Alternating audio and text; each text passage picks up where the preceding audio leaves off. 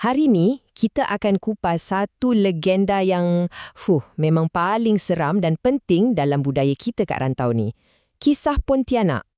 Pernah tak anda rasa seram sejuk bila dengar satu nama ni? Pontianak. Sebut je nama tu kan, terus rasa lain macam. Bulu roma pun boleh meremang. Okey, jom kita mulakan kupasan kita. Ini anda tahu, bukan setakat cerita hantu yang biasa-biasa. Nama Pontianak tu sendiri ada satu kuasa yang boleh buat orang kat seluruh Nusantara ni rasa gerun. Dan ayat ni memang kena sangat. Kuasa sebenar legenda ni bukan soal dia wujud ke tak, tapi lebih kepada kesan psikologi dia pada kita. Ia dah jadi macam sebahagian dari DNA budaya kita, satu cerita yang kita kongsi bersama, yang mengikat kita dalam rasa takut yang sama. Selalunya kan, di sebalik setiap raksasa atau makhluk menakutkan, ada satu kisah sedih. Jadi, jom kita selami asal-usul Pontianak ni. Mungkin kita akan jumpa sisi lain yang membuatkan kita rasa simpati, walaupun dia sangat menakutkan. Jadi, apa sebenarnya Pontianak ni? Mengikut kepercayaan orang-orang tua kita, ia adalah roh wanita yang meninggal dunia dalam keadaan yang sangat tragis. Sama ada waktu mengandung atau masa melahirkan anak. Bayangkan betapa periknya kan? Sebab itulah rohnya dikatakan tak tenang dan sentiasa berdendam. Dan kat sinilah ceritanya jadi makin seram. Dia tak muncul macam hantu biasa. Tak.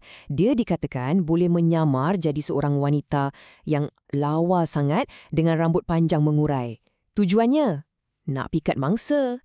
Tapi jangan tertipu.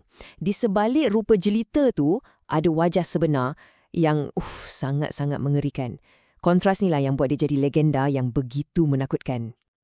Okey, so macam mana kita nak tahu kalau dia ada dekat-dekat dengan kita?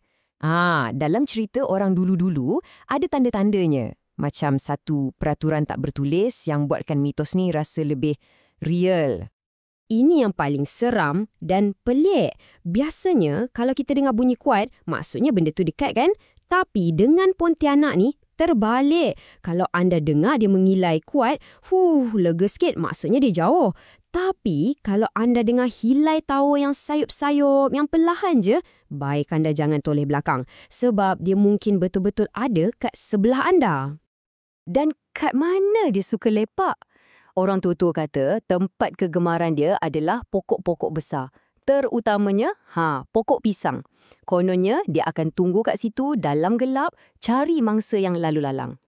Okey, katakanlah anda percaya benda ni semua, macam mana nak lindungi diri? Nah, kita akan tengok pula macam mana kepercayaan lama ni ada sediakan cara-cara untuk kita lawan balik. Atau lebih tepat lagi, untuk perangkap roh ni. Ini memang satu kepercayaan yang sangat popular. Kononnya, kalau anda tahu pokok mana yang jadi rumah dia, anda kena cari paku, kemudian paku je kat batang pokok tu. Kepercayaan dia, bila anda buat macam tu, roh Pontianak tu akan terperangkap. Kuasanya akan hilang dan dia tak boleh ganggu orang lagi. Baiklah, sekarang kita dah dengar pasal tragedi dia, rupa dia, peraturan dia, sampailah kita ke soalan yang paling besar.